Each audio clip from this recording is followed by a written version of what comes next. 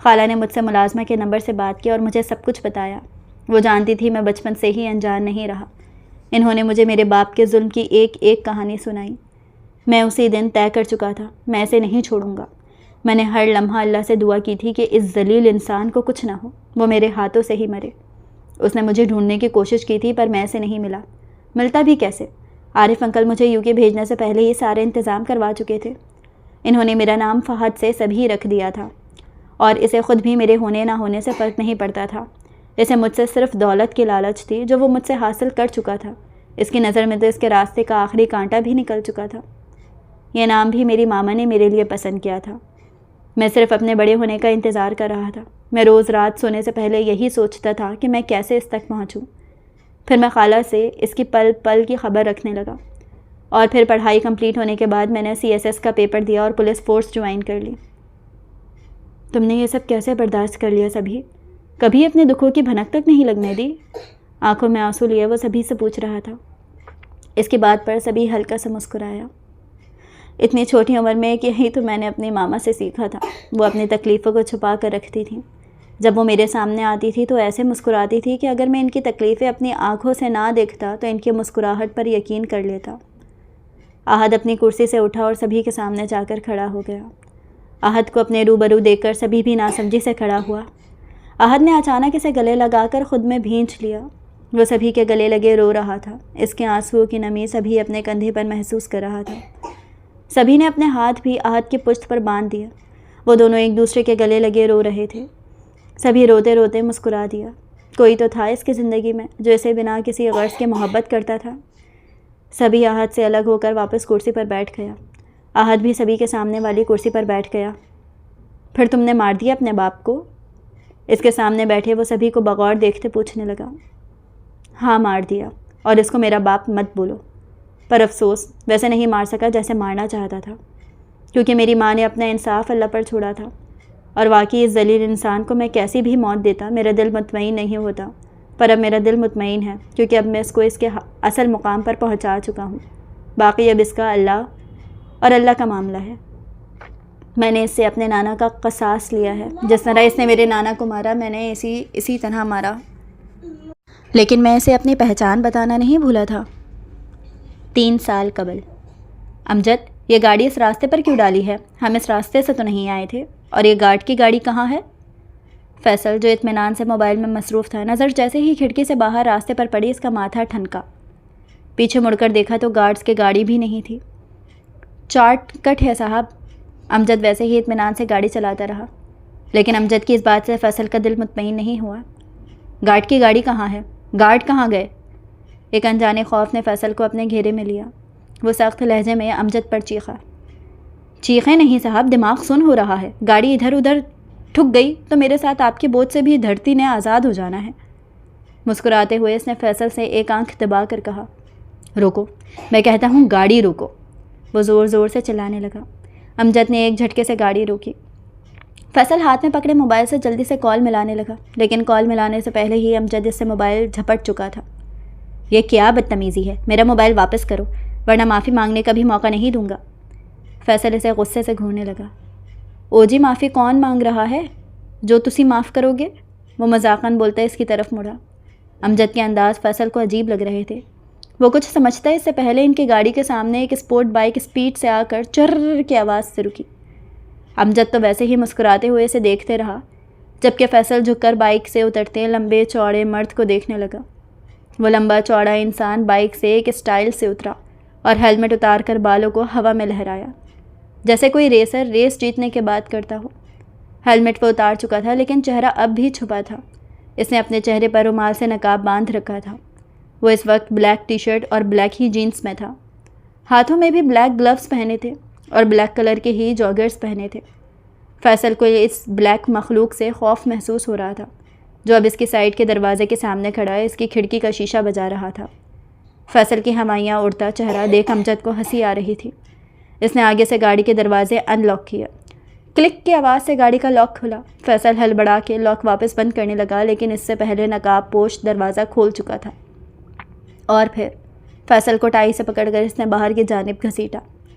فیصل کے باہر نکلنے کے بعد امجد بھی دروازہ کھول کر باہر نکل گیا۔ دیکھو مجھے جانے دو، مجھے مار کے کچھ بھی حاصل نہیں ہوگا، تو تم جتنے بھی پیسے مانگو گے میں دوں گا، ابھی بھی تمہارے اکاؤنٹ میں ٹرانسفر کر دوں گا، مجھے چھوڑ دو۔ اس کے انداز دیکھ کر فیصل سمجھ چکا تھا وہ اسے مارنے کے ارادے سے آیا ہے۔ وہ اس کی منت سماجت کر رہا تھا اور بولتے بولتے آخر میں موت کے خوف سے رو دیا تھا۔ اس کی آواز ڈر کے اٹک اٹک کے نکل رہی تھی۔ ارے یار صاحب جی، تسی تو ہکلاتے ہوئے گریٹ لگتے ہو، لیکن افسوس زیادہ دیر سے ہکلاتے ہوئے نہ گولی چلی اور امجد کے بازو کے گوشت کو چیرتی باہر نکل گئی۔ امجد کو گولی لگتی دیکھ فیصل کا رنگ فک ہوا کہ کیا یہ گولی چلانے سے پہلے بتا تو دیتے، اگر میں ہل جاتا اور دل یا گردے پر لگ جاتی پھر؟ امجد اپنی گولی لگی جگہ کو دوسرے ہاتھ سے دبائے خون روکتے درد سے دوہرا ہو رہا تھا۔ یہ امجد کو گولی مارنا پری پلانڈ تھا، لیکن اس کے اچانک گولی مارنے پر امجد بلبلا اٹھا۔ بھلا یہ کون سا طریقہ تھا؟ امجد اس پرانی ملازمہ کا بیٹا تھا جس کے فون سے ہیرا عارف کو فون کرتی تھی۔ امجد اپنی ماں سے فیصل کے جرم کی ساری کہانیاں سنتا آیا تھا اور وہ فیصل سے نفرت کرتا تھا۔ وہ فیصل کا ڈرائیور تھا اور خالہ کی مدد سے اس نے امجد کا استعمال کیا تھا۔ تمہاری بک بک بند ہی نہیں ہو رہی تھی تو کیسے بتاتا، اور اگر بتاتا تو ڈرامے دیکھنے پڑتے تمہارے۔ اف، اتنا درد ہو رہا ہے، میری تو جان نکل گئی، وہ درد سے کراہتے ہوئے بولا۔ اگر اب تمہاری ایک بھی آواز آئی تو آئی سویئر اس بار گولی سیدھا دل کے مقام پر ماروں گا۔ امجد نے اس بار اس نقاب پوش کو غصے سے دیکھا۔ کہاں تو وہ تکلیف میں تھا اور وہ اس پر طنز پہ طنز کر رہا تھا، پر یہ بھی جانتا تھا سامنے کھڑا شخص پاگل ہے، کوئی بعید نہیں واقعی اوپر پہنچا دے۔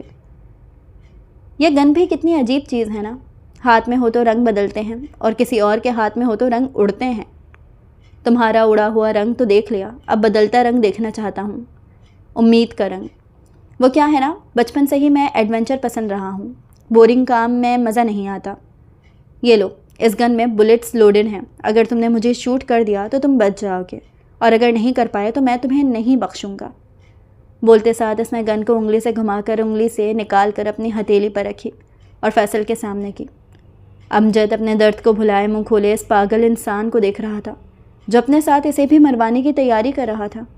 پہلے فیصل اس نقاب پوش کو دیکھنے لگا اور پھر جھپٹ کر اس کے ہاتھوں سے گن لے لی۔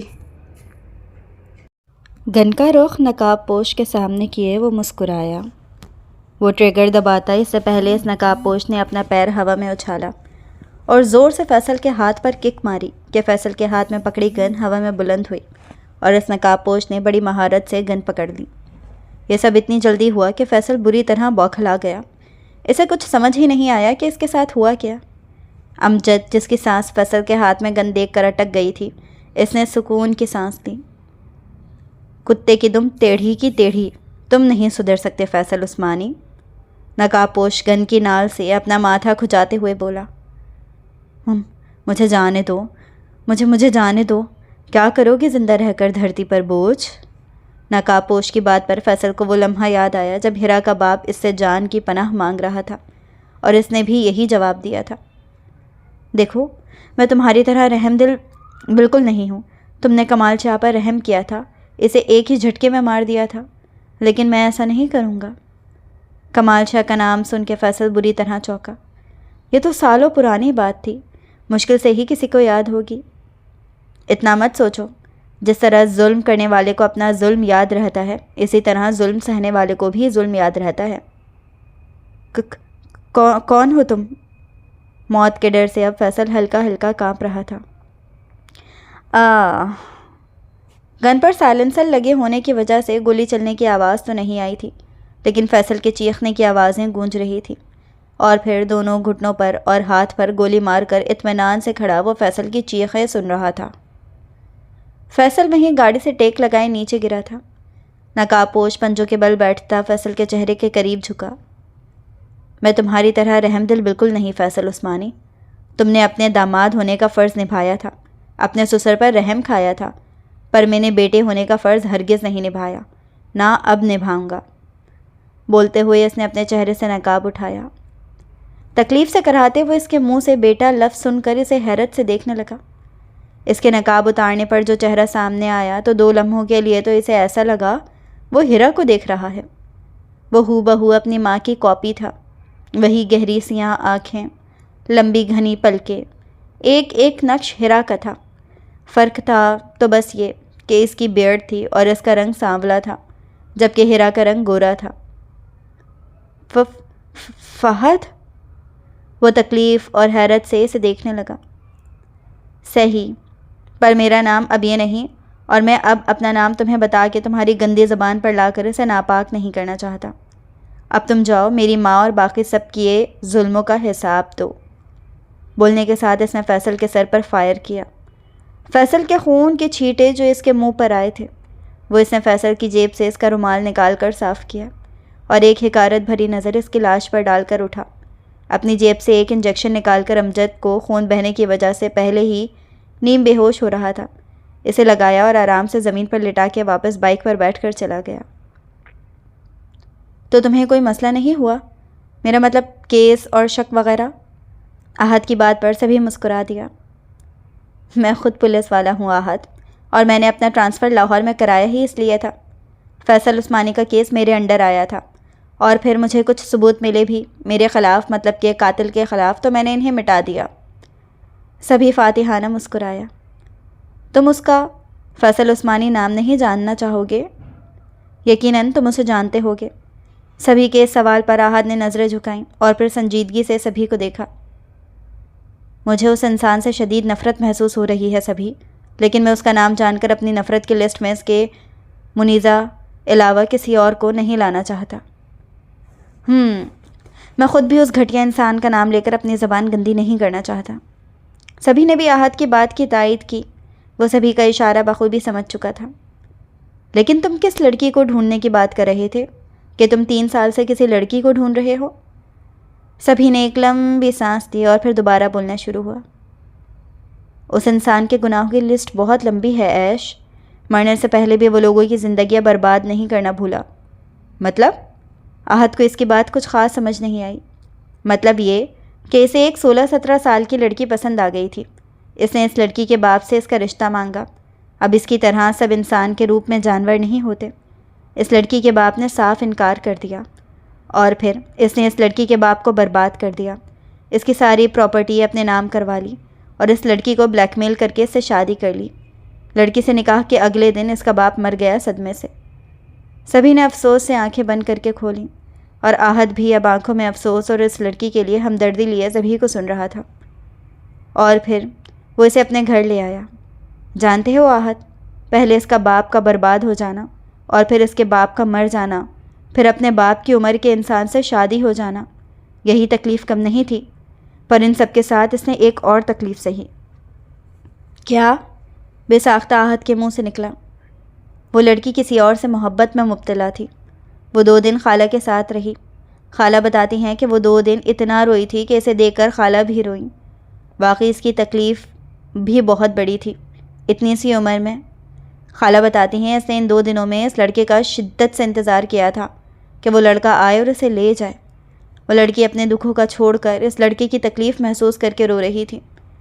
میرا اس جانور کو اتنی جلدی مارنے کا ارادہ نہیں تھا، لیکن خالہ نے بتایا وہ 2 دن بعد اس لڑکی کو دبئی لے کر جانے والا ہے، اس لیے میں نے اسے جلدی مار دیا تاکہ وہ معصوم بچ جائے۔ میں اس لڑکی سے مل کر اس کی پراپرٹی واپس کرنے کا ارادہ رکھتا تھا۔ میں نے خالہ سے کہہ کر اس کی پراپرٹی کے پیپرز نکلوا لیے تھے، لیکن وہ لڑکی پتہ نہیں کہاں چلی گئی۔ میں نے اسے پورا لاہور ڈھونڈ لیا لیکن وہ کہیں نہیں ملی۔ سبھی کی باتیں سن کر اس کے سامنے منیزہ کا چہرہ لہرایا۔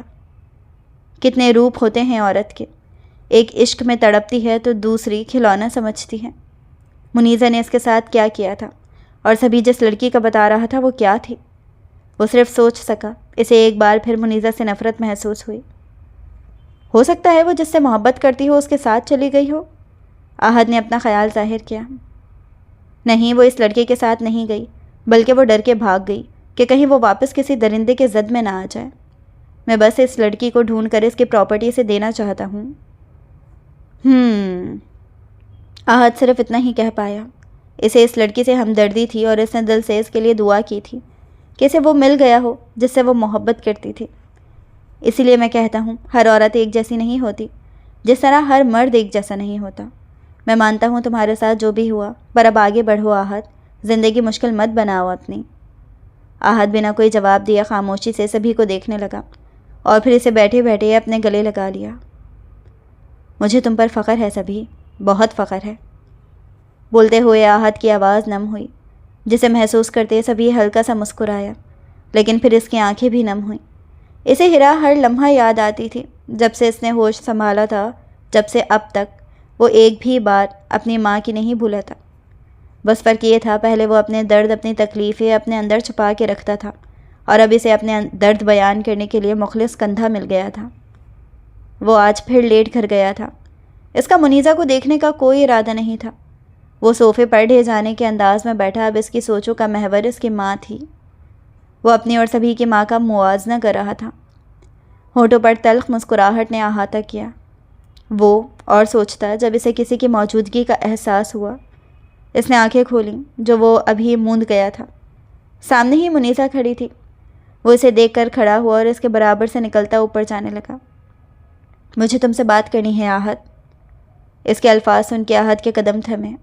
وہ آج اسے اپنے پہلے والے انداز میں تم کہہ کر مخاطب کر رہی تھی، لیکن اس کے قدم صرف لمحے کے لیے رکے تھے۔ وہ اسے سرے سے نظر انداز کیا، واپس آگے بڑھتا کمرے میں چلا گیا۔ لیکن آج منیزہ بھی ضد پر تھی۔ وہ اس کے پیچھے کمرے میں گئی اور الماری میں سے اپنا نائٹ ڈریس نکال رہا تھا۔ مجھے بات کرنی ہے آہد، اس بار وہ زور دیتی ہوئی بولی۔ آہد نے پیچھے مڑ کر اسے ایک ناگوار نظر دیکھا اور الماری کا دروازہ کھولا۔ اس میں سے ایک نوٹوں کی گڈی نکالی اور منیزہ کی جانب اچھالی، جو منیزہ کے قدموں میں آ کر گری۔ منیزہ نے ناسمجھی سے اسے دیکھا۔ میں نے پیسے نہیں مانگے، مجھے تم سے بات کرنی ہے۔ اس کی آواز میں غصہ واضح تھا۔ معلوم ہے، لیکن تم جیسی عورت کو صرف پیسے کا کام ہی ہو سکتا ہے، سو میں نے دے دیا۔ اس نے نائٹ ڈریس بیڈ پر اچھالا اور اپن ٹائی کھولنے لگا۔ منیزہ پیسوں کی گڈی وہیں چھوڑ کر اس کے سامنے آئی۔ مجھے بات کرنی ہے آہد۔ اب کہ اس کی آواز اونچی ہوئی، اور میں تم جیسی عورت سے بات کرنا پسند نہیں کرتا۔ وہ منیزہ کی آواز کو خاطر میں لائے بغیر اطمینان سے بولا۔ کیسی عورت؟ منیزہ نے تیکھے لہجے میں پوچھا۔ اسے آہد کا یہ رویہ تکلیف دیتا تھا۔ یہ تمہیں مجھ سے پوچھنے کی ضرورت نہیں ہے، تم خود جانتی ہو تم کس ٹائپ کی عورت ہو۔ منیزہ اس کا اشارہ سمجھ رہی تھی کہ وہ اسے کس ٹائپ کی لڑکی کہہ رہا ہے۔ بولتے ہوئے اس نے منیزہ کو سائڈ کیا اور ڈریس اٹھا کے فریش ہونے چلا گیا۔ جب وہ باہر نکلا تو منیزہ اب بھی ویسی ہی کھڑی تھی۔ وہ منیزہ کو نظر انداز کیے گزرنے لگا جب منیزہ نے اس کا ہاتھ پکڑا۔ آہد نے ہاتھ نہیں چھڑوایا، بلکہ اپنا رخ ایسے ہی منیزہ کی طرف کیا اور اسے سوالیہ نظروں سے دیکھا۔ انداز میں بیزارگی صاف ظاہر تھی۔ اگر تمہاری نظر میں اتنی ہی خراب ہوں تو اپنے ساتھ رکھا کیوں ہے؟ نکاح کیوں کیا مجھ سے؟ بولو۔ بولتے ہوئے نہ چاہتے ہوئے بھی منیزہ کی آواز رند گئی۔ Time pass. بولتے ہوئے آہد نے اس سے اپنا ہاتھ چھڑوایا اور کمرے سے نکل گیا۔ منیزہ روتی ہوئی وہیں کھڑی رہی۔ میں منیزہ آہد نہیں ہوں آہد حیدر، میں اب منیزہ ہاشم ہی ہوں، اور منیزہ ہاشم کسی کی وقت گزاری کا سامان نہیں ہے۔ مضبوط لہجے میں کہتے اس نے اپنے آنسو صاف کیے۔ آپ نے جھوٹ کہا تھا بوا، آپ غلط تھیں۔ آہد کو مجھ سے محبت کیا ہمدردی بھی نہیں ہے، آپ غلط تھیں۔ وہ اپنے آپ کو مضبوط نہیں رکھ سکی اور بنا کسی سہارے کے نیچے بیٹھتی چلی گئی اور روتے روتے اپنا چہرہ ہاتھوں میں چھپا لیا۔ آج تکلیف حد سے بڑھ گئی تھی۔ محبت نہ صحیح، وہ اس کے بغیر زندگی گزار سکتی تھی، پر عزت کے بغیر نہیں۔ اور آج آہد کے جملوں نے اسے حقیقتاً اس کی حیثیت دکھائی تھی آہد کی نظروں میں۔ میں وقت گزاری کا سامان نہیں ہوں آہد حیدر، منیزہ ہاشم وقت گزاری کا سامان نہیں ہے۔ وہ ہچکیوں سے روتے بار بار یہی بولنے لگی۔ اسے اب بھی یقین نہیں آ رہا تھا کہ آہد اس کے لیے ایسے الفاظ استعمال کر سکتا ہے، جبکہ وہ جانتا ہے کہ وہ با کردار اور پاکیزہ لڑکی ہے۔ سبھی کی بتائی تمام باتوں سے وہ اچھے سے اندازہ لگا سکتا تھا کہ منیزہ ہی وہ لڑکی ہے، کیونکہ اس لڑکی اور منیزہ کی کہانی ہو بہو ایک جیسی تھی۔ بس فرق تھا تو یہ کہ آہد کو منیزہ کے باپ کی موت کا نہیں پتہ تھا، اور منیزہ نے اسے کہا بھی تو کیا تھا۔ اس نے ہر طریقے سے اسے یقین دلایا تھا کہ وہ ہر طرح کی مدد کر سکتا ہے۔ آہد کی آنکھوں پر منیزہ کی بدگمانی کی ایسی پٹی بندھی تھی کہ وہ اس لڑکی سے ہمدردی رکھتا تھا، یہ جانے بغیر کہ یہ وہی لڑکی ہے جس سے وہ محبت کرتا ہے۔ صبح وہ جلدی اٹھا اور بنا ناشتہ کیے آفس چلا گیا۔ اس پورے گھر میں صرف ایک ہی لڑکی تھی جس سے وہ صحیح سے بات کرتا تھا، وہ حورین تھی۔ حورین کو اس نے منیزہ کی دوست نہیں بلکہ اپنی بہن سمجھ کے رکھا تھا۔ وہ آفس سے 5 بجے کے قریب بالکل فری ہو گیا تھا اور اس کا گھر جانے کا بالکل ارادہ نہیں تھا۔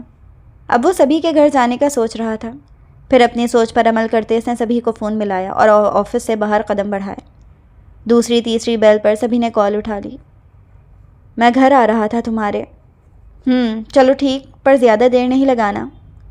اوکے، اللہ حافظ۔ سبھی نے اس سے کہا تھا کہ وہ گھر چلا جائے، وہ اس کے پہنچنے کے تھوڑی دیر بعد پہنچ جائے گا۔ ابھی وہ تھوڑا دور ہے، پہنچنے میں وقت لگے گا۔ وہ گاڑی سبھی کے گیٹ کے آگے کھڑی کر کے ہارن دینے لگا۔ چوکیدار نے پہچانتے ہوئے دروازہ کھولا۔ احد گاڑی پورچ میں روکتا اندر چلا گیا۔ وہ 3 سال کے بعد آج دوسری دفعہ احد کے گھر آ رہا تھا۔ پہلے وہ صرف کچھ دیر کے لیے آیا تھا، پر اب وہ آج پوری رات یہاں گزارنے کا ارادہ رکھتا تھا۔ وہ لاؤنج میں صوفے کی پشت سے سر ٹکائے بیٹھا تھا جب ایک ادھیڑ عمر عورت سامنے صوفے پر بیٹھی۔ احد ان کو دیکھ کر پہچان گیا، وہ خالہ ہیں۔ دیکھنے میں وہ ضعیف تھیں، لیکن اس کے باوجود وہ بنا کسی سہارے کے چلتی تھیں۔ احد نے انہیں سلام کیا، جس کا انہوں نے مسکرا کر جواب دیا، اور پھر احد نے انہیں اپنا تعارف کروایا۔ تھوڑی سی باتوں کے بعد وہ کھڑی ہو گئیں۔ ملازمہ کو چائے کا بول کر وہ احد کے سر پر ہاتھ پھیرے نماز پڑھنے اپنے کمرے میں چلی گئیں۔ 15 منٹ گزر چکے تھے اور سبھی اب تک نہیں آیا تھا۔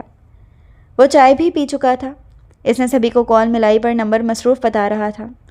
اب اسے بوریت ہو رہی تھی۔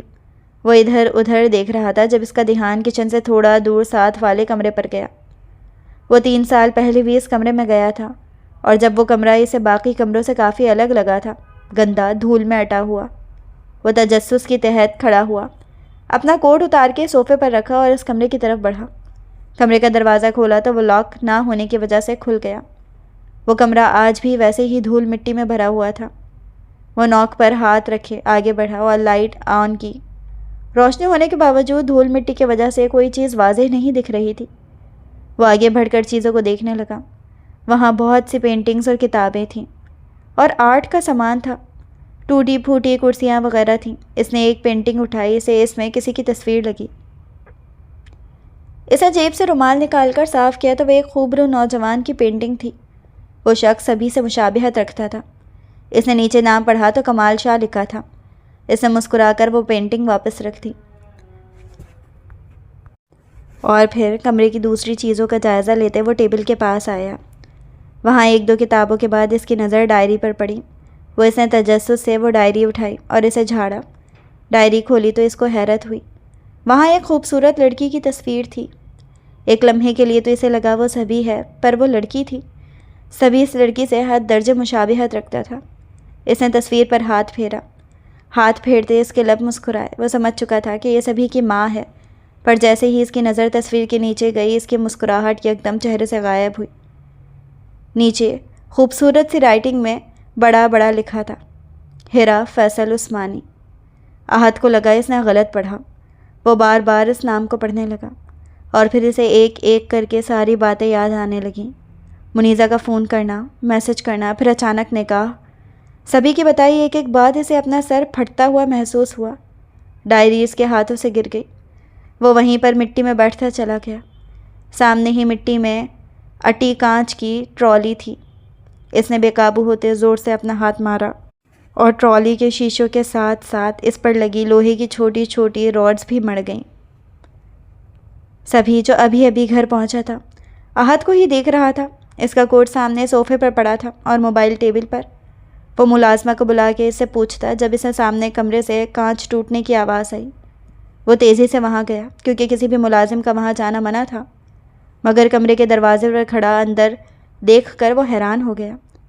اندر زمین پر بیٹھا احد بکھرا ہوا رو رہا تھا۔ وہ فوراً آگے بڑھا اور احد کو اٹھانے لگا، جب احد نے اسے دھکا دیا اور ہاتھ زور سے زمین پر مارا کہ کانچ کا بڑا سا ٹکڑا جو پہلے ہی اس کے ہاتھ میں گھسا تھا مزید اندر گھس گیا۔ اسے اپنا منیزہ کے ساتھ کیا ایک ایک سلوک یاد آ رہا تھا۔ اس کے جنونی انداز کو دیکھتے سبھی نے زور سے اپنے دانت بھینچے اور ایک زوردار تھپڑ احد کے منہ پر مارا۔ تھپڑ اتنا شدید تھا کہ احد کچھ لمحوں کے لیے سن ہو گیا۔ سبھی نے اسے سختی سے پکڑ کے کھڑا کیا اور تقریباً اسے کھینچتے ہوئے باہر لایا۔ صوفے پر دھکا دیا۔ اس کو ایسے ہی چھوڑ کر روم میں گیا۔ فرسٹ ایڈ باکس لایا، اس کے ہاتھ سے کانچ نکالا اور غصے سے اس کے ہاتھ پر پٹی باندھنے لگا۔ غصہ اس کو اتنا آ رہا تھا کہ اس کا دل کر رہا تھا وہ کانچ نکالنے کے بجائے ایسے 10-12 کانچ اور گھسا دے۔ پٹی کرنے کے بعد اب وہ کھڑا اسے غصے سے گھور رہا تھا۔ بولو احد، یہ کیا جاہل پنا ہے؟ پڑھے لکھے ہوتے ہوئے ایسی جاہلوں والی حرکتیں کر رہے ہو. ایسی حرکتیں جاہل بھی نہیں کرتے. اس کے بولنے کی دیر تھی. احد صوفے سے گھٹنے کے بل زمین پر گرا اور بے تحاشا رو دیا. اسے اس طرح روتے دیکھ تھوڑی دیر تو وہ حیران کھڑا احد کو دیکھتا رہا. پھر جیسے ہی ہوش میں آیا فوراً نرم پڑا اور آگے بڑھ کر اسے سنبھالا. وہ کہاں دیکھ سکتا تھا اسے روتے ہوئے. وہ تو ہنستا ہوا ہی اسے کم دیکھتا تھا اور اب وہ اس کے سامنے رو رہا تھا. اس طرح تو وہ صرف اپنے ڈیڈ کے انتقال پر رویا تھا. کیا ہوا ہے احد؟ پلیز مجھے بتاؤ. احد پلیز بتاؤ یار، مجھے پریشانی ہو رہی ہے. اس کے کوئی جواب نہ دینے پر احد نے اسے بلایا. نور، نور ہی منیزہ ہے، نور ہی منیزہ ہے سبھی. وہ بول کر پھر رو دیا، جبکہ سبھی کے سر پر گویا بم پھوڑ دیا. سبھی بالکل سن بیٹھا تھا. اس کے باپ کا ایک اور جرم سامنے آیا تھا. اس کے باپ کی وجہ سے اس کے دوست کی خوشیاں برباد ہوئی تھیں. سبھی نے سختی سے اپنی آنکھیں میچی اور پھر روتے ہوئے احد کو دیکھا. تم فکر نہیں کرو احد، میں اسے ڈھونڈ لوں گا. ہم مل کر اسے ڈھونڈ لیں گے. نور مل جائے گی. وہ احد کو حوصلہ دیتا واپس صوفے پر بٹھانے لگا، یہ جانے بغیر کہ نور اس کے پاس ہے. وہ میرے پاس ہی ہے سبھی. احد کی بات پر سبھی نے اسے چونک کر دیکھا. اسے یقین نہیں آ رہا تھا جس لڑکی کو وہ 3 سالوں سے ڈھونڈ رہا ہے وہ احد کے پاس ہے. اور پھر ساتھ ساتھ اسے احد کا رونا بھی عجیب لگا. جب وہ پاس ہے تو رو کیوں رہا تھا؟ سبھی نے پہلے اسے رونے دیا اور پھر جب احد کا دل ہلکا ہو گیا تو اسے حوصلہ دینے لگا. لیکن جب احد اسے سب کچھ بتاتا گیا کہ اس نے منیزہ کے ساتھ کیا ہے تو سبھی اس کو دیکھتے رہ گیا. منہ میں جیسے الفاظ ختم ہو گئے تھے. احد، تمہیں ایسے الفاظ استعمال نہیں کرنے چاہیے تھے. ایک بار اسے سننا چاہیے تھا. مجرم کی بھی ایک بار سنی جاتی ہے، وہ تو پھر ملزم تھی. مجھ سے غلطی ہو گئی. احد ایک بار پھر رونے لگا. اسے منیزہ کا ایک ایک آنسو یاد آنے لگا جس کی وجہ وہ بنا تھا. سبھی نے اسے دیکھ کر ٹھنڈی آہ بھری. اچھا ٹھیک ہے، اب یہ عورتوں کی طرح رونا بند کرو. اب سچ پتہ چل گیا نا، معافی مانگو اس سے، اسے مناؤ. بلکہ ایک کام کرو، اس کے لیے ایک اچھا سا ڈریس لے کر جاؤ. جب تک میں ایک اچھی سی رومانٹک سی جگہ بک کرواتا ہوں، وہاں تم اس سے اپنے کیے کی معافی بھی مانگ لینا اور اسے سب کلیئر بھی کر دینا. احد نے سبھی کو امید بھری نظروں سے دیکھا. وہ معاف کر دے گی مجھے؟ ضرور کر دے گی، پر تھوڑی مشکل سے. سبھی کے مسکرا کے بولنے پر احد ہلکا سا مسکرا دیا. اسے یقین تھا وہ کچھ بھی کر کے منیزہ کو منا لے گا. چلو پھر تم جاؤ، جب تک میں باقی کے انتظام کرتا ہوں. اب نور بھی مل گئی، تمہارا بھی سب سیٹ ہو جائے گا. بچا میں. اب کل سے میں اپنی مس چورنی کو ڈھونڈوں گا اور انشاءاللہ اسے ڈھونڈنے میں 3 سال نہیں لگیں گے. سبھی ایک آنکھ دباتے سر پر ہاتھ پھیرتا بولا. آنکھوں کے سامنے مس چورنی کا خفا خفا چہرہ آیا. ہونٹوں کی مسکراہٹ گہری ہو گئی. بھائی آپ ہی کہاں ہیں؟ سبھی کے گھر سے وہ سیدھا شاپنگ مال گیا تھا. وہاں سے ایک کی جگہ جو اسے پسند آیا وہ سارے ڈریس، جیولری اور بھی بہت کچھ لیتا گیا. اور اب ہاتھوں میں بہت سارے شاپرز پکڑے وہ جلدی جلدی اوپر کی جانب بڑھ رہا تھا. اس نے جلدی میں حورین اور اس کے ساتھ بیٹھی سکینہ کو بھی نہیں دیکھا، لیکن حورین کی آواز اور اس کے پوچھے جانے والے سوال کی وجہ سے اسے رکنا پڑا. وہ رکا اور مڑ کر حورین کو سوالیہ نظروں سے دیکھنے لگا. اس کی نظروں کا مطلب حورین کو سمجھ نہیں آیا. بھائی آپ ہی آپ کے آفس گئی تھی نا، اور آپ کے ساتھ ہی واپس آنے والی تھیں، لیکن آپ تو اکیلے آئے ہیں. حورین کی بات سن کے اسے کچھ غلط ہونے کا شدت سے احساس ہوا، لیکن پھر بر وقت اپنے اعصاب پر قابو پا کر وہ آگے بڑھا. ہاں وہ میں بس یہ شاپنگ بیگز رکھنے آیا تھا، وہ میرے فرینڈ کے گھر ہے، ابھی اسے لینے جاؤں گا. وہ بولتا ہوا تقریباً بھاگتے ہوئے اپنے کمرے میں گیا. اس کے جواب پر حورین تو مطمئن ہو گئی تھی، لیکن پیچھے بیٹھی سکینہ ضرور پریشان ہوئی تھی. وہ منیزہ اور احد کے درمیان موجود رشتے کی حقیقت سے واقف تھیں، اور اب یوں اچانک منیزہ کا چلے جانا ان کے لیے پریشانی کا باعث تھا. احد نے کمرے میں آ کر بیگز بیڈ پر پھینکے اور سر ہاتھوں میں تھام کر بیٹھ گیا. سامنے زمین پر وہیں وہ نوٹوں کی گڈی پڑی تھی جو رات کو اس نے منیزہ کے آگے پھینکی تھی.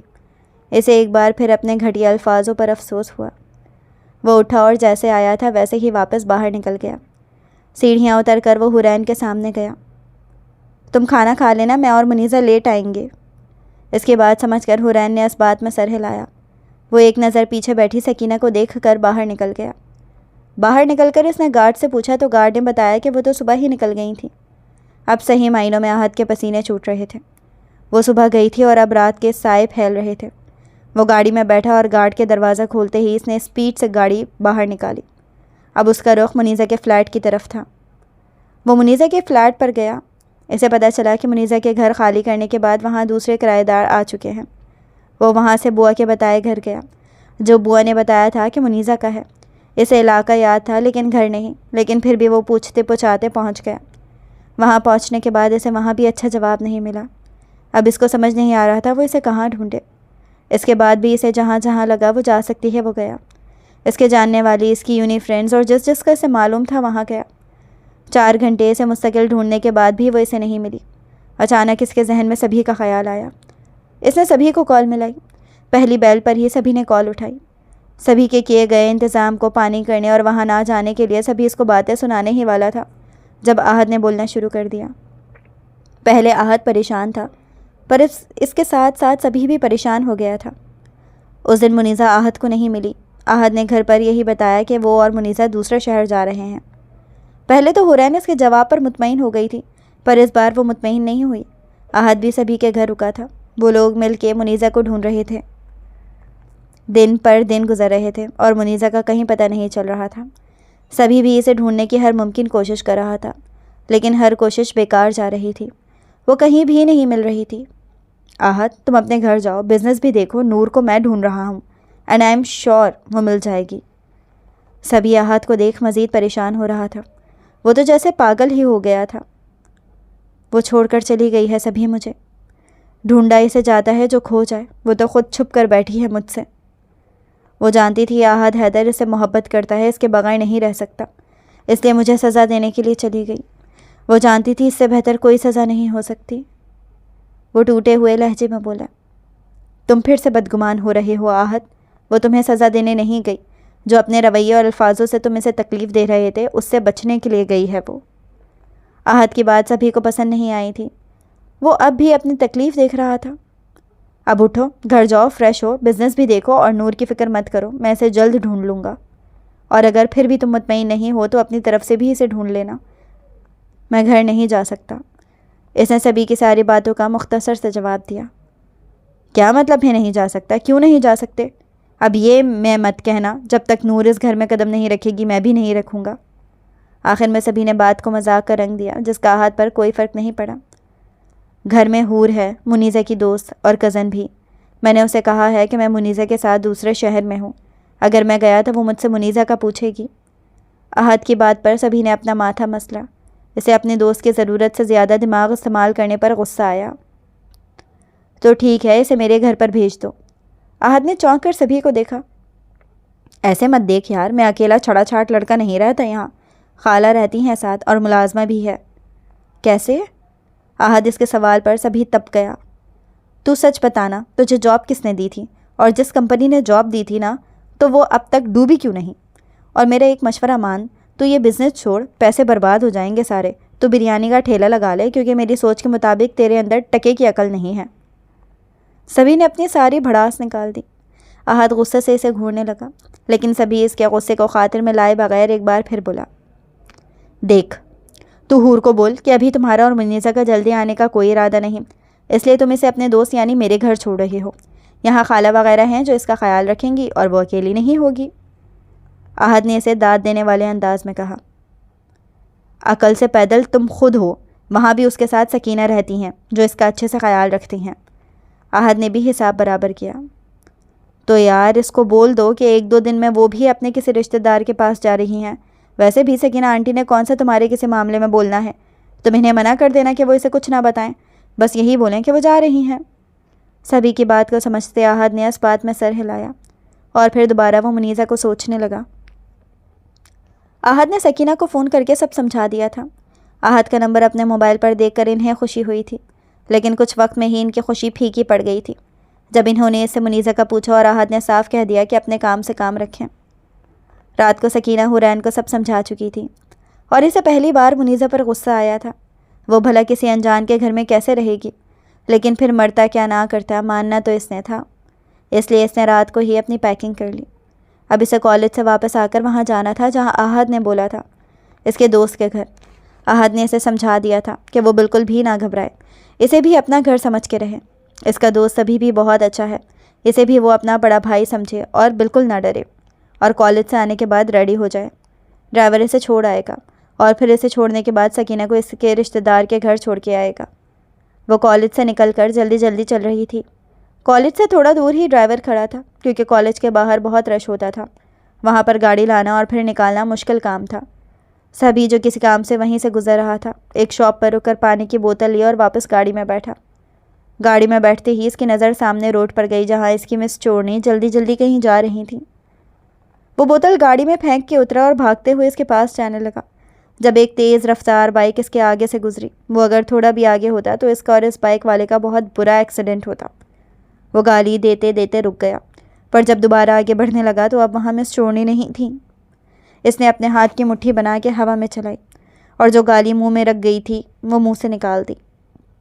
وہ کالج سے آنے کے بعد کھانا کھا کر تیار ہو گئی اور پھر اپنا بیگ لاؤنج میں لائی۔ پھر ڈرائیور نے اس کا بیگ گاڑی میں رکھا اور پھر وہ سکینہ سے مل کر باہر نکل گئی۔ گاڑی میں بیٹھتے ہی ڈرائیور نے گاڑی اسٹارٹ کی۔ 20 سے 25 منٹ کی ڈرائیو کے بعد گاڑی ایک عالیشان گھر کے آگے رکی۔ گاڑی جیسے ہی پورچ میں آ کر رکی، حرین کا منہ کھل گیا۔ اتنا خوبصورت گھر اس نے زندگی میں کبھی نہیں دیکھا تھا۔ یہ تو آہت کے گھر سے بھی کہیں زیادہ حسین تھا۔ وہ رشک سے اس محل کو دیکھنے لگی۔ وہ گھر کو دیکھنے میں اتنا مہو تھی کہ ڈرائیور اس کا بیگ اتار کر جا چکا تھا اور اسے پتہ ہی نہیں چلا کہ ڈرائیور چلا گیا۔ اسے ہوش جب آیا جب وہاں کھڑا گارڈ آگے بڑھا اور اسے مخاطب کیا۔ وہ جیسے ہوش کی دنیا میں واپس آئی اور پھر گارڈ کے پیچھے اندر کی جانب بڑھ گئی۔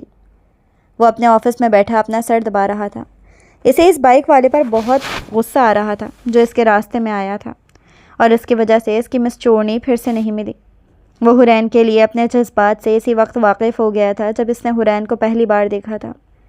وہ کوئی 17-18 سال کا لڑکا نہیں بلکہ میچیور تھا، اور نہ ہی وہ آہت کی طرح پاگل تھا جو اپنے دل کی کیفیت سے واقف ہونے کے باوجود جھٹلاتا۔ لیکن قسمت بھی کتنی عجیب تھی، جتنی جلدی اس نے اپنے جذباتوں کو نام دیا تھا وہ اسے اتنی ہی دیر سے مل رہی تھی، بلکہ مل ہی نہیں رہی تھی۔ وہ یہی سب سوچتے بیٹھا تھا جب اس کا فون بجا۔ اس نے بنا نمبر دیکھے فون اٹھا لیا۔ فون پر آہت تھا۔ وہ ملی؟ آہت نے بنا کوئی سلام دعا کیے ڈائریکٹ منیزہ کا پوچھا۔ ہاں یار مل گئی تھی، پر اس کمینے بائک والی کی وجہ سے اس تک پہنچ نہیں پایا۔ وہ ہنوز اپنی کنپٹیاں دباتے کہنے لگا۔ کیا مل گئی؟ کہاں دیکھا تم نے اسے؟ آہت کی بے صبری آواز فون سے ابھری تو اس نے موبائل کان سے ہٹا کر دیکھا اور اپنے سر پر ہاتھ مارا۔ وہ کس سے کیا بات کر رہا تھا؟ اب اسے یہ بتانا بھی عجیب لگ رہا تھا کہ وہ منیزہ نہیں مس چورنی کی بات کر رہا ہے، ورنہ آہت کہیں یہ نہ سمجھے کہ وہ منیزہ کو چھوڑ کر مس چورنی کو ڈھونڈ رہا ہے۔ وہ آہت میں دراصل نور نہیں، مال والی لڑکی کی بات کر رہا تھا، وہ مجھے آج دکھی تھی۔ سبھی شرمندہ شرمندہ سا بولا۔ اسے اس وقت اس لڑکی کا ذکر کرنا بالکل مناسب نہیں لگا تھا۔ او اچھا، میں سمجھا منیزہ کی۔ آہت مایوسی سے بولا۔ اس کی مایوسی سے بھری آواز سن کر سبھی نے لب بھینچ لیے۔ تم فکر نہیں کرو آہت، آئی پرومس میں اسے ڈھونڈ لوں گا۔ سبھی عزم سے بولا۔ اسے خود پر یقین تھا وہ ضرور منیزہ کو ڈھونڈ لے گا، کیونکہ اس بار معاملہ اس کے دوست کا تھا۔ وہ اندر آئی تو خالہ سامنے صوفے پر ہی بیٹھی تھی۔ اس نے سلام کیا جس کا خالہ نے مسکرا کر جواب دیا۔ خالہ نے اسے اپنے پاس بلایا اور اپنے پاس بٹھایا۔ سبھی ان کو پہلے ہی حرین کے بارے میں بتا چکا تھا۔ کافی دیر تک وہ حرین سے باتیں کرتی رہیں، اس کے بارے میں پوچھتی رہیں۔ انہیں یہ چھوٹی سی پری بہت پیاری لگی تھی، اور حرین کو بھی وہ خاتون بہت پیاری لگی تھی، بالکل اپنی چھوٹی نانی کی طرح۔ شفیق۔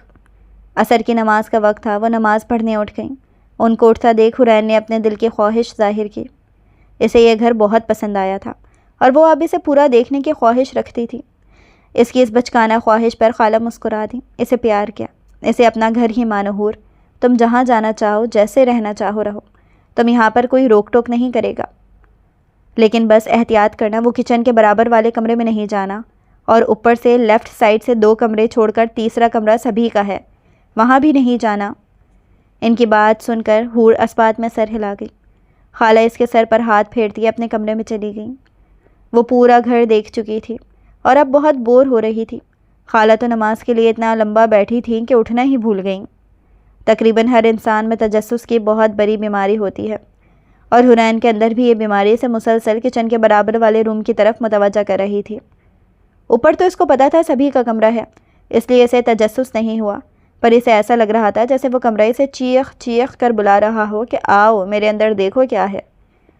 وہ ادھر سے ادھر چکر کاٹتی بار بار اس کمرے کے بند دروازے کو دیکھ رہی تھی۔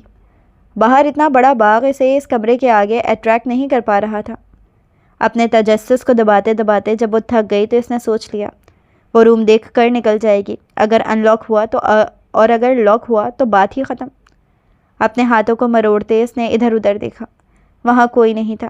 ملازمہ بھی شاید آرام کی غرض سے اپنے کوارٹر میں گئی تھیں۔ موقع کو غنیمت جان کر وہ آگے بڑھی، کمرے کے دروازے کا ہینڈل گھمایا، ہینڈل گھماتے ہی دروازہ کھلتا چلا گیا۔ اس کے ہونٹوں پر فاتحانہ مسکراہٹ آئی، جیسے اس نے کوئی مارکا مارا ہو، کیونکہ وہ اچھی طرح جانتی تھی روم لاک دیکھ کر اس کا تجسس کم ہونے کے بجائے بڑھ جائے گا۔ وہ کمرے کے اندر آئی، اندھیرا ہونے کی وجہ سے کسی چیز سے ٹکرا کر نیچے گری، پر ہتھیلیوں کے بل گرنے کی وجہ سے اسے چوٹ نہیں لگی۔ وہ ہاتھ جھاڑ کر کھڑی ہوئی، مٹی کی وجہ سے اسے ٹھسکا لگا۔ وہ کھانستی ہوئی دیوار پر سوئچ بورڈ تلاشنے لگی۔ چلتے ہوئے اسے محسوس ہو رہا تھا جیسے اس کی چپل کے نیچے کانچ کے ٹکڑے آ رہے ہوں۔ آخر کار اسے سوئچ مل گیا۔ اس نے سارے بٹن ایک کے بعد ایک آن کر دیے۔ اچانک روشنی پڑنے کی وجہ سے اس نے اپنی آنکھیں بند کی اور پھر آہستہ سے کھولی۔ کمرہ دیکھ کر اس کا منہ کھل گیا۔ دھول مٹی سے ہر چیز بھری ہوئی، نیچے کچرا، کانچ کے ٹوٹے ہوئے ٹکڑے۔ اسے یہ جگہ کوئی خاص نہیں لگی جس کے بارے میں اسے ہدایت دی جانی چاہیے تھی۔ اس نے ایک نظر اس کمرے میں دوڑائی۔ اسے وہ کمرہ ایک گندا سا کباڑ خانہ لگا، بلکہ کباڑ خانہ بھی اس سے صاف ہوتا ہے، یہ اس کی رائے تھی۔ اس نے منہ بسور کر اس کباڑ خانے کو دیکھا۔ وہ تو خود اس کمرے میں آنا پسند نہیں کرتی، منع کرنے کی ضرورت ہی نہیں تھی، سیدھا سیدھا بول دیتے کباڑ خانہ ہے۔ آج اس کا سارا دن بکواس گزرا تھا۔ نہ اسے منیزہ مل رہی تھی اور اس کی مس چورنی سے پکے پکایا حلوے کی طرح ملتی ملتی رہ گئی۔ وہ تھکا تھکا گھر میں آیا۔ وہ آج نیند کی ٹیبلٹ لے کر سونے کا ارادہ رکھتا تھا۔ وہ اس بات کو فراموش کر چکا تھا کہ آہت کی سالی آ چکی ہوگی۔ وہ اوپر اپنے کمرے میں جانے لگا جب اس کی نظر کچن کے برابر والے کمرے سے آتی روشنی پر پڑی۔ اس کا دماغ جو پہلے ہی خراب تھا مزید خراب ہو گیا۔ اسے شدید غصہ آیا اور غصہ اتارنے کا موقع بھی مل گیا۔ وہ اس روم کو لاک نہیں کرتا تھا کیونکہ اس کے علاوہ اس گھر میں خالہ تھیں یا کبھی کبھی آہد آتا تھا اور ان تینوں کو ہی وہاں جانے سے کوئی انکار نہیں تھا۔ وہ غصے سے تنفن کرتا اس کمرے کی جانب جانے لگا۔ وہ کمرے میں دروازے پر رکا۔ وہ لڑکی جو بھی تھی اس کی طرف پشت کیے کھڑی تھی۔ اسے پیچھے سے دیکھ کر وہ سمجھ گیا تھا وہ ملازمہ نہیں ہے۔ جنس پر بلیک کرتی جو گھٹنوں تک آ رہی تھی، پشت پر سلکی سیاہ بال بکھرے تھے، ایک کندھے سے لٹکتا دوپٹہ زمین کو بوسے دے رہا تھا۔ اچانک اس کو یاد آیا منیزہ کی کزن حور ہو سکتی ہے۔ اس نے اپنا ماتھا مسلا، لیکن پھر سوچ لیا آج ڈانٹ دے گا تو آئندہ نہیں آئے گی۔ اس کمرے میں کیا کر رہی ہیں آپ؟ اس نے سخت لہجے میں اس سے پوچھا۔ وہ اچانک اتنی بھاری آواز پر کرنٹ کھا کر مڑی اور سامنے کھڑے شخص کو آنکھیں پھاڑے حیرت سے دیکھنے لگی۔ سبھی کا حال بھی کچھ ایسا ہی تھا۔ وہ حیرت کی مورت بنا سامنے کھڑی لڑکی کو دیکھ رہا تھا۔ اسے یقین نہیں آ رہا تھا اس کی مس چورنی اس کے سامنے کھڑی ہے۔ آپ یہاں؟ حورین کو اپنی پہلی ملاقات یاد آئی جب وہ وہاں سے بھاگ گئی تھی۔ اس کی آواز سن کر سبھی کا سر درد اور غصہ اور جھنجھلاہٹ سب ہوا ہوئی۔ اس کے دل نے بنا میوزک کے ڈانس کرنا شروع کر دیا۔ اوہ مس چورنی، تو آپ یہاں کیا کر رہی ہیں؟ وہاں چوری نہیں کر سکی تو آپ سیدھا سیدھا گھروں میں ڈکیتیاں مارنا شروع کر دی ہیں؟ سبھی سینے پر بازو لپیٹے دروازے کے بیچوں بیچ کھڑا تھا۔ اس کا مس چورنی بولنا حورین کو سخت ناگوار گزرا، جسے سبھی نے بھی واضح محسوس کیا۔ میں مس چورنی نہیں ہوں، آپ ہوں گے مس ڈاکو۔ اسے اچانک یاد آیا کہ اگر یہ پولیس والا ہے تو جس کے گھر میں وہ کھڑی ہے وہ بھی ایس پی ہے۔ اسے ڈرنے کی کوئی ضرورت نہیں، اس لیے اپنا اعتماد بحال کر کے کانفیڈنٹ سے بولی۔ لیکن ہر بار کی طرح اس بار بھی اس کا کانفیڈنٹ لوز ہونے والا تھا۔ سبھی نے اس کی ہمت پر اسے آئی برو چکا کر دیکھا۔ انداز اس کی ہمت پر داد دینے کا تھا۔ میں مسٹر ڈاکو تو ہو سکتا ہوں، پر مس ڈاکو ہرگز نہیں ہو سکتا۔ سبھی کے جتانے پر اسے ایک بار پھر اپنی غلطی کا احساس ہوا۔ ہاں جو بھی ہو، لیکن اب مجھے ڈرانے کی کوشش نہیں کرنا، ورنہ تم جانتے نہیں ہو میں کون ہوں۔ اب کے اتنا کنٹرول کرنے کے بعد بھی سبھی کی ہنسی نکل گئی۔ اس کو ہنستا دیکھ حور کو اس پر اور غصہ آیا۔ اس کا ہنستا حورین کو اپنا مذاق اڑانا لگ رہا تھا۔ کون ہیں آپ؟ سبھی نے مصنوعی ڈر چہرے پر سجائے بھرپور ڈرنے کی ایکٹنگ کی۔ اس کی بیتوکی ایکٹنگ دیکھ کر حورین کا دماغ گھوم گیا۔ تم جانتے نہیں، یہ میرے بھائی کے دوست ایس پی سبھی کا گھر ہے۔ تمہیں اندر اندر کروا دوں گی۔ وہ انگلی اٹھائے اس کے 2 قدم قریب آئی۔ اس ننھی سی جان کی ننھی سی انگلی دیکھ سبھی کو پھر ہنسی آنے لگی۔ تم یہاں کیا کر رہے ہو؟ اتنی باتیں کرنے کے بعد حرین کو ہوش آیا کہ وہ اس گھر میں کیسے آیا۔ اس کی بات کا جواب دیے بغیر وہ اسے مسکراتے ہوئے دیکھنے لگا۔ اس کے مسکرا کر دیکھنے پر حرین کو جھنجھلاہٹ ہوئی۔ اس نے اپنی نظر پھیری تو اس کی نظر سبھی کے یونیفارم پر لگے نام کی پلیٹ پر پڑی۔ نام پڑھ کر اس نے حیرت سے نظریں اٹھا کر اوپر دیکھا۔ سبھی سینے پر ہاتھ باندھے اسے ہی دیکھ رہا تھا۔ حرین کے دیکھنے پر اس نے آئی برو جھکائیں۔ اشارہ صاف تھا کہ اب بھی جاننا ہے کہ میں کون ہوں۔ حور، جو بڑے بھرم سے 2 قدم آگے ہوئی تھی، بھیگی بلی کی طرح واپس 2 کی جگہ 3 قدم پیچھے ہو گئی۔ اس کی اس حرکت پر سبھی کے ہونٹوں پر جاندار مسکراہٹ آئی۔ باہر آؤ، نرمی سے کہتا وہ باہر نکل گیا۔ حرین ہاتھ مروڑتے اس کے پیچھے باہر نکل گئی۔ وہ بیک سائڈ کا گلاس ڈور کراس کر کے باغ میں آ گیا۔ حرین بھی مرتے قدموں سے اس کے پیچھے آئی۔ وہ وہاں جھولے پر بیٹھ گیا۔ پہلے حرین نے اس کے بولنے کا انتظار کیا، پھر جب وہ کچھ نہ بولا تو خود ہی بولنا شروع کیا۔ میں منیزہ آپی کی کزن ہوں، اور آہات میرے سر میں درد ہے، 1 کپ چائے بنا کے لاؤ۔ حرین نے اسے حیرت سے دیکھا۔ وہ حرین کو ہی دیکھ رہا تھا۔ جی؟ وہ جی کو لمبا کھینچتے اسے سوالیہ نظروں سے دیکھنے لگی۔ وہ سمجھی شاید اس نے غلط سنا ہے۔ چائے بنا کے لاؤ، اب کی بار اس نے زور دے کر بولا۔ جی۔ غصہ تو حرین کو بہت آیا پر ضبط کر گئی۔ اور سنو، 2 کپ چائے لانا، مجھے اکیلے بیٹھ کے پینے کی عادت نہیں ہے۔ ایک اور حکم صادر کیا، پر وہ بنا کوئی جواب دیے چلی گئی۔ قسم سے اگر پتہ ہوتا یہ اس رشوت خور پولیس والے کا گھر ہے تو کبھی نہیں آتی۔ رشوت خور اس نے اپنی طرف سے بولا تھا، کیونکہ وہ پولیس والوں کے لیے یہی سنتی آئی تھی۔ اپنی ملازمہ سمجھ رکھا ہے۔ پہلے حکم دیا ڈریس پہن کے دکھاؤ، اب بولا چائے بنا کے لاؤ، اور پھر 2 کپ بنا کے لاؤ۔ اکیلے پینے کی عادت نہیں ہے تو نہ پیے چائے پی کر مجھ پر احسان کر رہے ہیں کیا؟ وہ چائے بناتی مستقل بڑبڑا رہی تھی۔ یہ جانے بغیر دروازے پر کھڑا شخص اسی بڑبڑاہٹ واضح سن رہا ہے۔ رخ چولہے کی جانب ہونے کی وجہ سے وہ اسے دیکھ نہیں پائی، اور اپنا غبار نکالنے میں وہ اتنی مصروف تھی کہ اس کی موجودگی بھی محسوس نہیں کر پائی۔ سبھی ایک مسکراتی نظر اس پر ڈال کے واپس باغ میں جا کر جھولے پر بیٹھ گیا۔ 5 منٹ بعد ہی وہ ایک ٹرے میں 1 کپ چائے رکھ کر لائی۔ سبھی اس کا غصے سے پھولا ہوا منہ دیکھ رہا تھا۔ جب اس نے پہلی بار حور کو دیکھا تھا تب وہ اسکارف میں تھی، اور اب وہ بنا اسکارف کے سر پر دوپٹہ اوڑھے ہوئے تھی۔ آپ کی چائے کہاں ہے؟ اس کو چائے ٹیبل پر رکھتے دیکھ پوچھا۔ ٹیبل جھولے سے دور ایک کونے میں رکھی تھی، جسے سبھی کچھ دیر پہلے ہی جھولے کے سامنے تھوڑے فاصلے پر لایا تھا۔ میں چائے نہیں پیتی، مختصر جواب دے کر وہ جانے لگی۔ میں نے جانے کا نہیں بولا، بیٹھو یہاں۔ وہ سخت لہجے میں سامنے رکھی کرسی پر اشارہ کرنے لگا۔ وہ خاموشی سے غصہ پیتی وہاں بیٹھ گئی، کیونکہ کوئی اور راستہ تھا نہیں۔ نام کیا ہے تمہارا؟ حرین، مختصر جواب۔ تو مس وین، اب آپ اس گھر میں رہنے کے رولز سنیں۔ رول نمبر 1 کہ جب میں گھر پر آؤں تو مجھے میرے گھر میں رہنے والے تمام افراد اپنے سامنے چاہیے ہوتے ہیں، اس لیے جب میں آؤں تو آپ مجھے کمرے میں نہ ملیں۔ رول نمبر 2 مجھے اس ٹائم چائے پینے کی عادت ہے، اور اچھی چائے اور ملازمہ کے ہاتھ کی چائے مجھے ذرا پسند نہیں، اور خالہ کی آج کل طبیعت خراب ہے، اس لیے میرے آنے کے بعد آپ میرے لیے ایسی ہی چائے بنائیں گی۔ رول نمبر 3 مجھے چائے اکیلے پینے کی عادت نہیں ہے، اس لیے جب تک میں چائے نہ پی لوں یا خالہ کی طبیعت نہ ٹھیک ہو جائے، میرے چائے پینے تک آپ میرے ساتھ بیٹھیں گی۔ رول نمبر 4 رات کا کھانا اور صبح کا ناشتہ سب ایک ساتھ کرتے ہیں۔ روم میں کھانا منگوا کر کھانے کا رواج ہمارے گھر میں نہیں ہے، کیونکہ رات کے کھانے اور صبح کے ناشتے پر وہ بھی ہوتا ہے۔